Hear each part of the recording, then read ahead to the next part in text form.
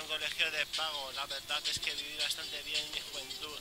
Tenía de todo, muchos caprichos, muchos regalos para Navidad, pero ahora sí no conseguí la felicidad y me llegó, claro que me llegó en el instituto. Viva mi ego y mi orgullo.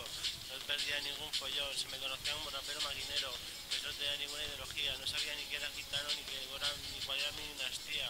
Pues soy adoptado, capullos de mierda, marginados.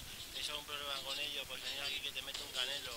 Así lo hago, así me explico, lo paro en español. Pues En el instituto tenía trajo novias, tenía la que quería. Después encima pasaba porros de 200 gramos días, 3 días de los 13 años. Más hacia adelante a los 17 empecé a juntar con gente de 30 y pico años y ya poder cooperar esa heroína. No quiero contaros la ruina que me causó, pero bueno, un aplauso por haber salido de todo ello y soy el puto jefe y me lo creo.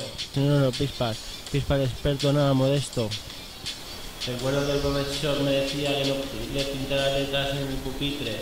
Me decía que eso no me veía nada. Ahora soy casucha mirada con de pata y pata era mi puta niña de mamá. Los dos países y compañía. Dice, somos de barrio, somos de calle.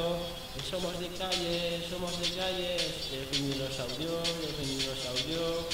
Te abro la cabeza en un instante, te hago cross como motocross, así lo canto yo. Lo hago así de guapo porque soy valiente, tiro con un diente elegante de vampiro. Si hace falta me cambie de lo ves, no, hijo de puta, que tú eres un cerdo, como un Torres, no.